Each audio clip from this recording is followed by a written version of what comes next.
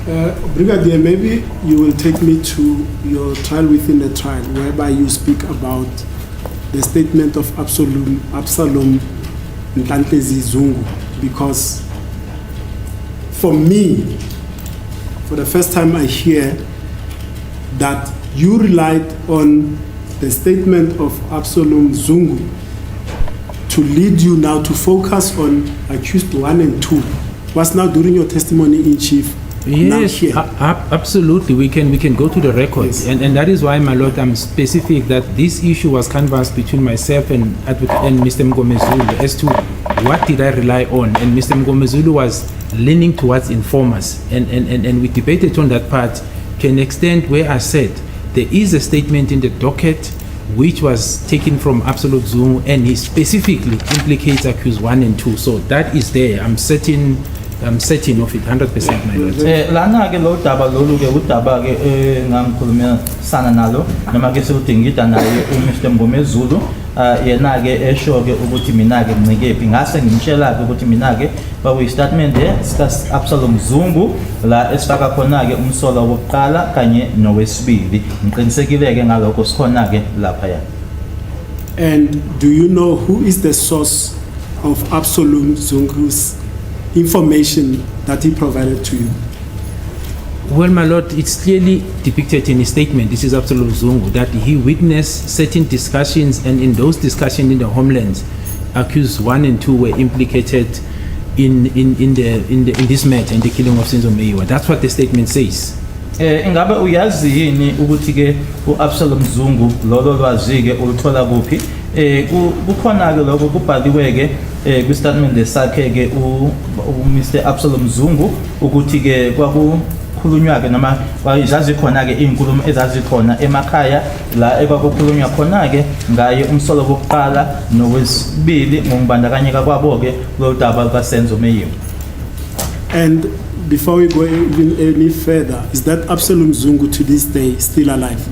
Yes, it's still alive. Insofar as I know, he's still alive, my lord. Ngokwazi kwami ke yebo usaphila ke uAbsalom Zungu.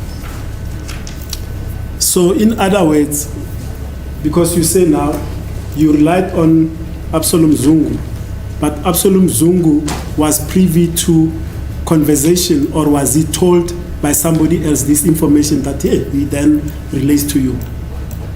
Yes, but like I said, my lord, it's contained in his statement. We can get to it so that we put the correct context of what he says. We have that statement and we've disclosed it to the defense. So we can perhaps go straight to it if we want to put the contents of what he said. Ukuthi ke yini ayisho ke singaya kusona ke statement sakhe sikhona futhi ke nabameli nabo basinikwa ke leso statement leso. With what we discussed in the morning regarding admissibility of certain evidence provisionally, I'm going to ask that we focus on that statement of Absalom Zungu and that it be admitted provisionally, because I intend to call him and interrogate him regarding that statement that he made.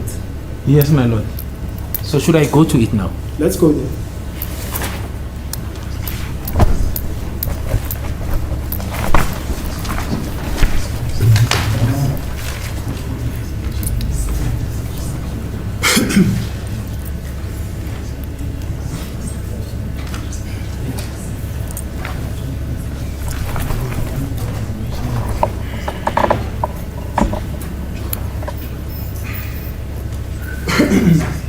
Do we have it, Brigadier?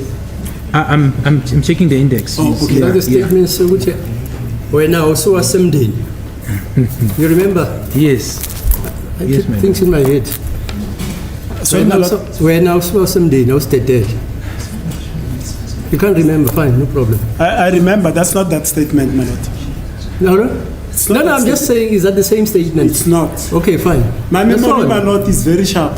Is that so? Yes. I've got a sharp memory. Very sharp. Very sharp.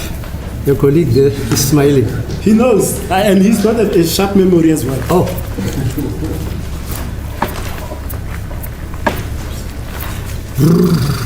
So I'm getting to it, my lord. I've got it. I just need to get to it.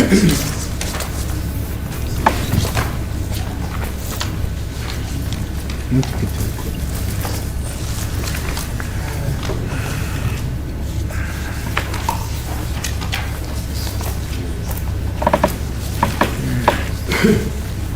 So you say you're intending to call Yes, Mr. Absalom Zungu, indeed so, my lord. okay? And the state doesn't intend calling him. No, my lord. Okay, fine, yeah. So in other words, okay, fine. I've got it. So, no, I have it. Okay. It's fine. I have it. So should I read it into record? Yeah, The entire statement. Yes, the entire statement.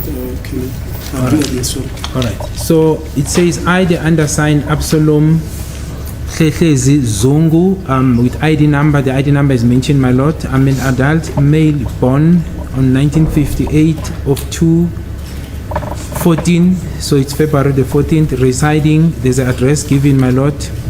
I am currently unemployed and temporary work at Piet Retief. The address where he's working as well as the cell phone number is mentioned, my lord. Then paragraph 2, in late 2017, I met Mpegiseni Ntanzi, who is my relative from Homelands in Gwanongoma. I met Mpegiseni in Devon at Kwamashu squatter camp. It was during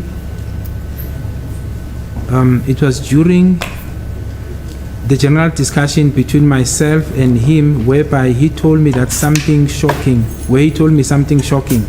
He said to me there was once a fight or argument between his brother Mafika Ntanzi and another Ntanzi brother in Sisutu homeland in Gwanongoma. I do not recall what was Mafika arguing with his brother, with his elder brother about, according to Mpegiseni. Mpegiseni said after the argument he was told by the other Ntanzi brother that he won't fight with Mafika. Instead, he will rather report him to the police for the murder of a Orlando Pirates goalkeeper called Senzo Meyiwa back in Phosphorus. He further said he was told by the brother of Mafika, not Mpegiseni, that Mafika Ntanzi committed the murder with Muzi Sibia, who is also from Gwanongoma. I further do know that the two mentioned suspects were staying in the hostel in Phosphorus during the time Senzo Meyiwa was killed. I further know that Muzi Sibia had dreadlocks at a certain time but cut them off after the murder of Senzo. Muzi Sibia is currently somewhere in Gwanongoma and Mafika is currently working at a certain mine in Rustenburg. Paragraph 4. I am aware that the two were also used as hitmen and their ringleader was one Nkani Zungu of Sisutu area, Gwanongoma. However, he is currently in jail. I have further identified a photograph of Muzi Sibia to the police and attached it together with this statement marked ANZ1. I was not told by Mpegiseni as to why Muzi Sibia and Mafika killed Senzo. After receiving the above information, I decided to tell my son, who is a police officer in Johannesburg, about the above information. His name is Sikumbuzo Zungu. Subsequent to that, I was then informed by Sikumbuzo that we should go meet the police at head office SABC in Pretoria. Indeed, the police were met and I disposed the above statement to Colonel Geninda, who was with Sergeant Mohane. I can identify Mafika to the police if I see him, but I do not have his photos. This is all I can say for now. Then paragraph 5, my lord, is the oath. And then it was commissioned by myself on the 17th of November 2019 at 16:25. Le statement yake sakhe Absalom Zungu sifundeka ngalendlela uyashoka ukuthi ubani Absalom Hlehlezi Zungu, uyashoka i-ID number yakhe nokuthi ke uhlala kuphi nokuthi usebenza kuphi. Uthi ke kwakungo 2017 ngahlangana noMbhekiseni Ntanzi oyisihlobo sami ke sibuya ke emakhaya kwaNongoma ngahlangana nombhekiseni eThekwini noma ke eDurban kwaMashu Squatter Camp noma ke umjondolo wakwaMashu wakukhulumisana nje phakathi kwami naye ke la angitshela khona ke okushaqisayo wathi kumina ke kwake kwanempi ke noma ke eyayikhona ke phakathi komfowabo uMafika Ntanzi kanye futhi nomunye umfowabo wakwaNtanzi Sisoho Homeland kwaNongoma emakhaya angisakhumbuluke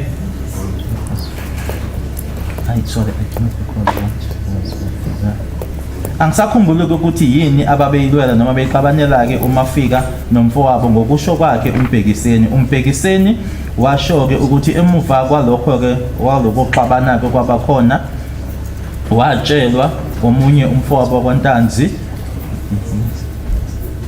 ngeke yena alwe naye uMafika azokwenza ukuthi ahambe ayobika emaphoyiseni ngokubulawa konozinti weOrlando Pirates owayebizwa ngokuthi uSenzo Meyiwa eFosloras washo ke futhi ukuthi watshelwa umfowabo kaMafika kungasiyena umbhekiseni ukuthi uMafika Ntanzi wakwenza lokho kubulala ekanye naye umuzi Sibiya naye ke obuya kwaNongoma okunye futhi engikwaziyo ukuthi labasolo ababili bahlala ehostel eseFosloras noma babehlala ehostel eFosloras ngaso leso sikhathi leso sokushona kwakhe uSenzo Meyiwa.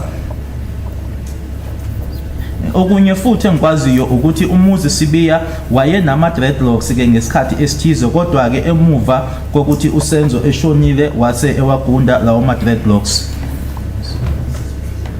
Umuzi Sibiya kumanje njena ke noma ngaleso sikhathi konjwa kwa statement ke ukwaNongoma uMafika Ntanzi yena ke usebenza kwimine ethize noma kwimine thizeni eRustenburg.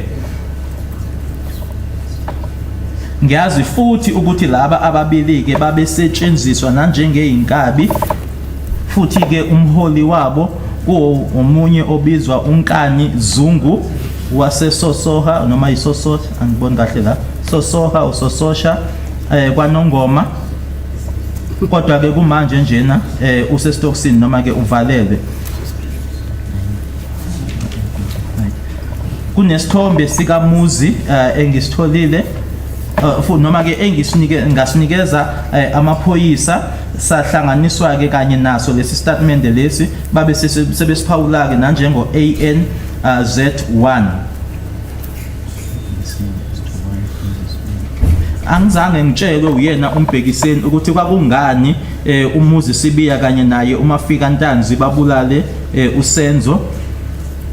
Emuva kokuthi sengitholeke lokhu noma lolwazi noma le information ke ngathatha isinqumo sokuthi ke ngitshele indodana yami eyiphoyisa eGoli mayela nalokhu noma nale information le igama layo uSikhumbuzo Zungu. Emuva kwalokho ngase ngitshelwa uyena ke uSikhumbuzo ukuthi kuzofanele sihambe siyohlangana namaphoyisa ePitoli kumahhovisi amaphoyisa ePitoli. Ngempela amaphoyisa sahlangana nawo ngase nginikeza ngalesi statement lesi kuKolonel uGininda owaye naye uSergeant Mukhane. Ngingamkhomba uMafika emaphoyiseni uma ngingambona ukuthi nje anginaso isithombe noma izithombe zakhe yiloko engifisa ukusho. To be exhibit triple U. Yeah, okay. The market. What's that place, Sosoba? I can't make out the hand. I know a guy called Sosobala. The traditional healer. Yes. S-O. The traditional healer, my lord. He was rather. Oh, so you do go to a traditional? No, I just know of him, my lord. He was very famous, so yeah. I just know of that. I see Mr. Mnisi is surprised. I used to play soccer, so there were guys who were coming with magical stories. So Sobala was one of the big guys who would come with stories like he can make a ball vanish. True.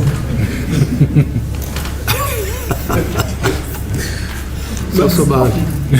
My lord, I see it's just approaching 3 o'clock. Is that so? Yes. That's the- My lord, I think Advocate Ngumalo will be more. Oh, yeah. Yeah, I will be more put up about this, Mr. Sosoban. From the same homeland.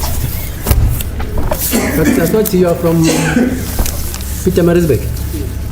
My name is Nguman. From my homeland. No, Gupi. No. English. Yes. Oh, yo, I'm Chanda Gabosobana. Okay, should we adjourn then? Yes, my lord, I would suggest that we adjourn until tomorrow. What's the time now? It's 3 o'clock, my lord. Should we adjourn? Pellam in your hands. Please, madam. Please. Brigadier, speak. Even you yourself. Then we can go up to 1:30 if you want us to. Eh? Let's go up to 1:30, no problem. Should we go to... my lord, the suggestion on the left is that we adjourn now. Aye, let's go up to 1:30. Let's go to... They will say, the judge here, Kekeliza. Kekeliza, the judge. Hola Mahala. Okay. Now, Brigadier, from the statement that you have read, I pick up early on that you relied on the information that is hearsay to investigate accused number 1 and 2. The deponent says, I had information from a relative of accused number 2 to the following effect that he mentions there. Then I also informed my son, that's another hearsay, and my son says, we need to go and see the police in Pretoria. That is the gist. That's correct, my lord. But the son was there. He's the one that came to us. That's this Kumbuzo Zungu is actually Constable Zungu. Yes. Lana ke kule statement oqeda usifunda ke engikutholayo ke nekuzwayo ukuthi ke wena ke wancika kwabathi inzwabathi ngoba ke lana ubaba uZungu uthi watshelwa ke isihlobo ke ukuthi kwenzeke lokhu kwase futhi enye inzwabathi futhi ukuthi ke manje useyotshela indodana yakhe yebo kuyiqiniso ke indodana yakhe iyona eyeza kuthina futhi ke loyo uConstable Zungu. And efforts, my lord, was made to find the person who told the father, to collaborate that. And the person was found, but he was scared and fearful of the reprisal because this was a family. These are relatives. So there was a standoff, my lord, in terms of that person giving a statement to collaborate that assertion, my lord, which was not unusual, my lord, because court will remember that when I testify in evidence in chief, Constable Zungu, when he came to bring this information first to say this is what he heard from his father, it was way earlier in the year. And then we made an agreement that he must get his father so that the father can actually be the one coming to tell me this information. He found him months later, I think it's 6 months or so odd, when he was then, where we eventually made an arrangement to meet. We were first supposed to meet on the 12th of November. We shifted it in 2019 to the 13th of November.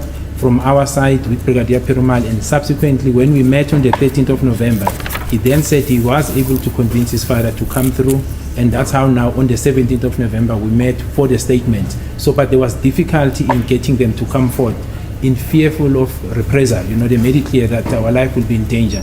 That was the case from this person mentioned, but he did confirm that yes, I did tell my brother, but I'm not going to make a statement. Okwenzeka ke ukuthi yebo ke sakwenza ke noma sazama ke ukuthi sitholeke umuntu lo okuyena ke owatshela uMr Zungu, kodwa ke uma siya kuyena ke washo nje wathi cha mina ke angiyimisele nje nhlobo ukuthi ke ngenze istatement ngiyesaba ke noma ngisabisela ke impilo yami udaba ke lana sikhuluma ke ngabantu bomndeni, kodwa ke wakusho ke ukuthi yebo ngamtshela ke uZungu kodwa ke angeke ngisenze ke istatement futhi ke uZungu weza kuthina noma weza kumina ke ngase ngithi ke kena akeze nobaba wakhe azoqinisekisa ke lokhu akushoyo ke kodwa ke kwathatha izinyanga ukuthi eze kwakufanele sihlangane nge-12 kaNovember sihlangananga kanye naye uPerman nange-13 kodwa ke gcine sase siyohlangana ngazo ke i-17 zikaNovember. And that also, my lord, to put this into proper context because it affects Zungu, and that is why if one looks at Constable Zungu's statement,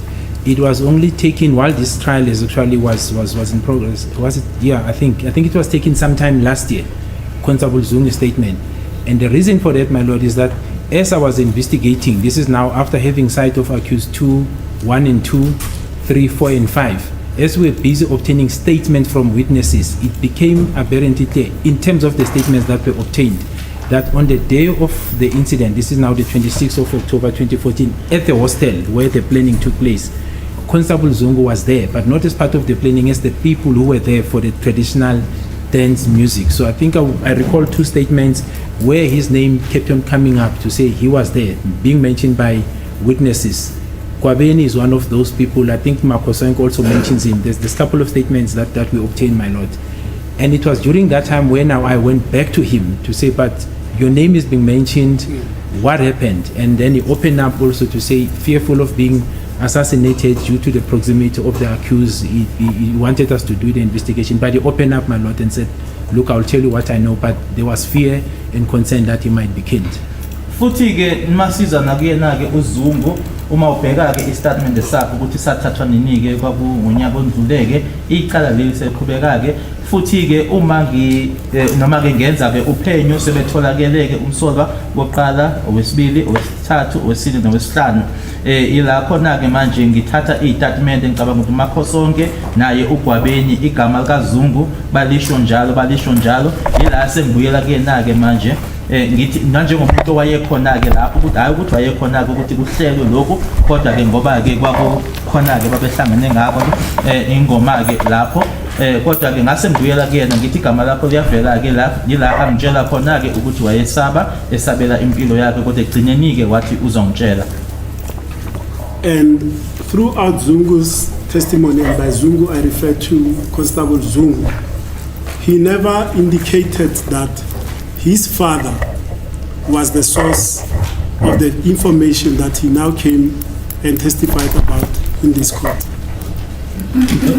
My lord, firstly, I was not, obviously the difficulties is, I don't know how the context was put when Constable Zungu was testifying.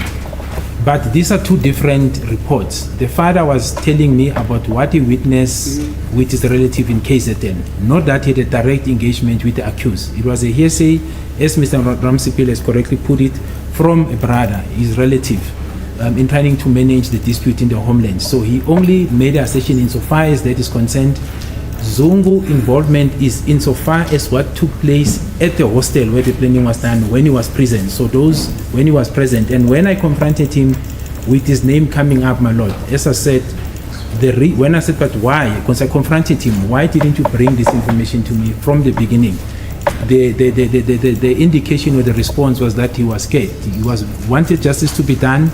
Hence is the one that came forward on his own, my lord, because he came on his own right from the beginning to the office of the National Commission, where I was informed there's a person who has information about the death of Senzo. That came from him in the beginning, but then he introduced the father and kept himself away. But when he was confronted, my lord, he opened up and told the truth. And I may add lastly, my lord, that in matters of this nature, especially where it is alleged that hitmen are involved, it's not an easy thing to get people to cooperate because they know the consequences should they be exposed, my lord, to the hitmen. The consequences are dire. At times people have lost their lives. So when someone says he's fearful of his life, I personally understand because I dealt with such matters, my lord.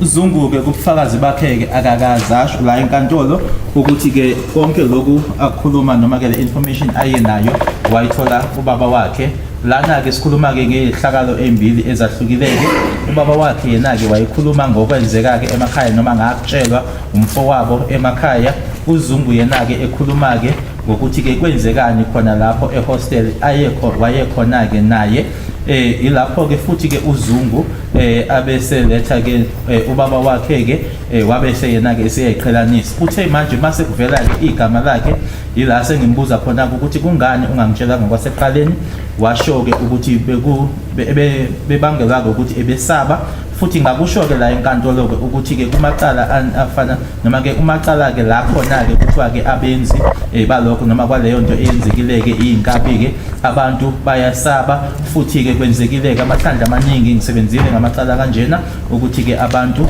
ila babulawe khona kumacala anjalo basuke besaba. Yes, my lord. In line with our agreement yesterday, Brigadier, confine your answers. That we've worked in cases where hitmen and people lost their lives. It's unnecessary, you know that. No, I agree, my lord, but the inference was not to say the accused are hitmen. I was just making a general remark to say when someone... My lord, may I approach? Okay. You finish your answer. Must I finish, yeah? Yes. When someone make that assertion, and I think in my response, my lord, I was very cautious. I never said the accused before court are hitmen. I made a remark to say in matters that I've dealt with, that I've came across during my career, when people are saying they are scared because there is this allegation that hitmen are involved, I do understand that because I've seen witnesses in other matters really losing their lives in giving information to the police. That's the context I was saying it, my lord. Uma bengiphendula ke angishongo ukuthi ke abasola baphambi kwenkantolo ke inkabi kodwa ngishilo nje ukuthi kumacala engisebenze ngawo ke la abantu bashoyo khona ke ukuthi kumacala ke la ekshuwa khona ukuthi ke kuneyinkabi ngaphakathi ke ngisebenzile ngamacala njalo ukuthi ke abantu bayesaba futhi ke ngibonile ke futhi nabantu ukuthi futhi besifa ke kumacala anjalo noma befa.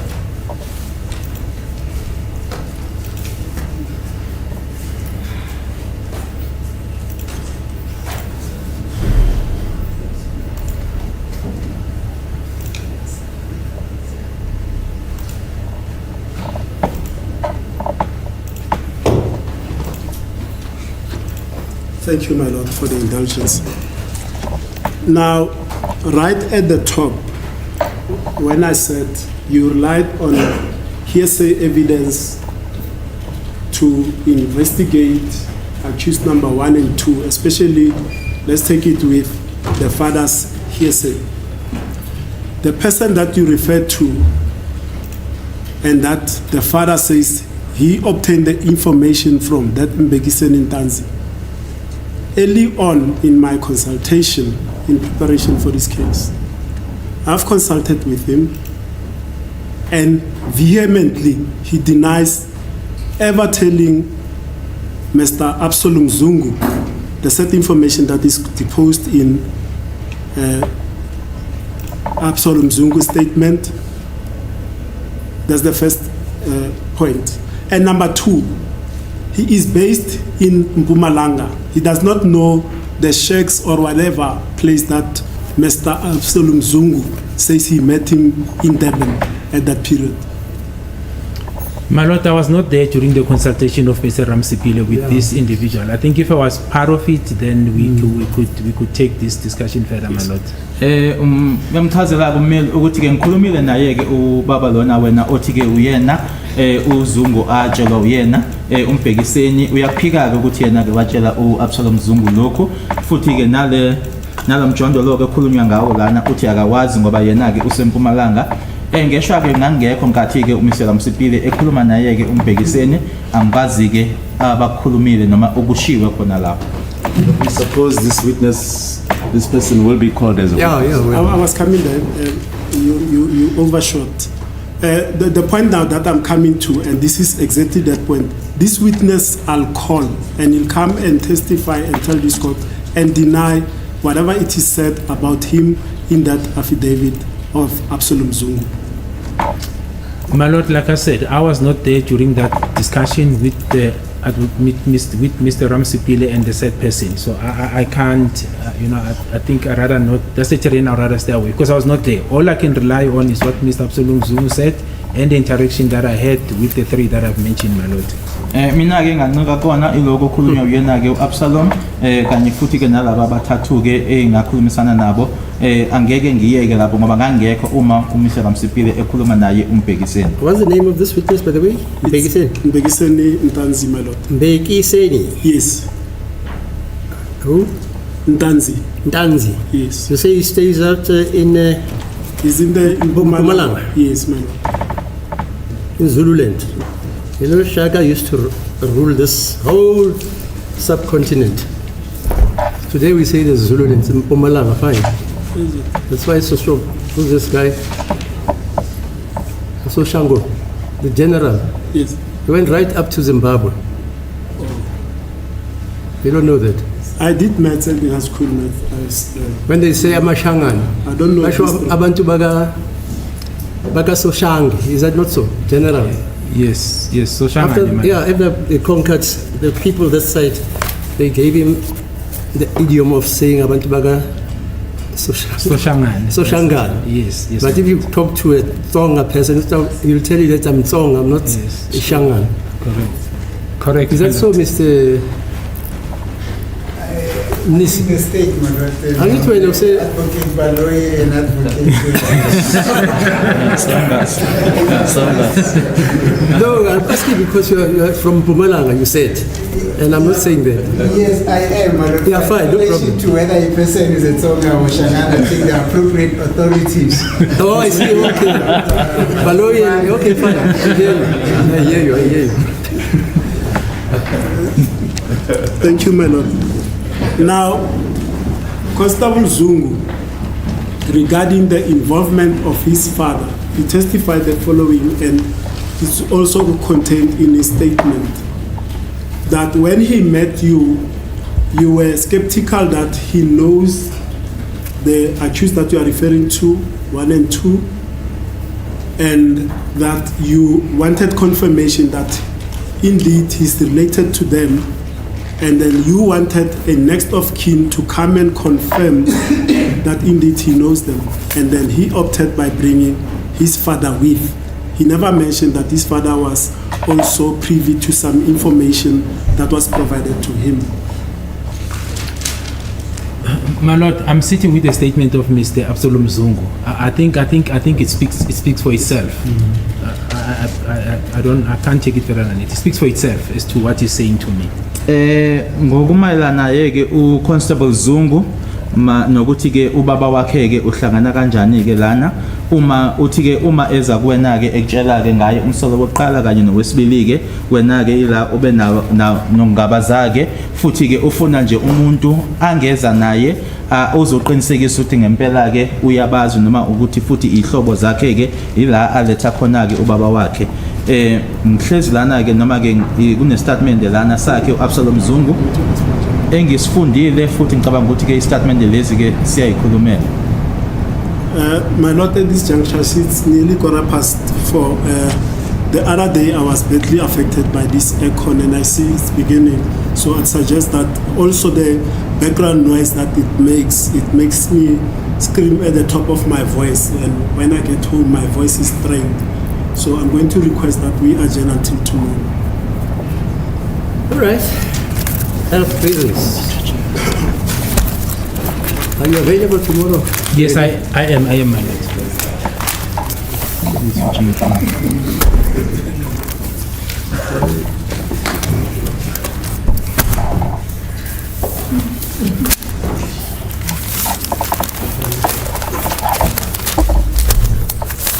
Okay, tomorrow at 10 o'clock.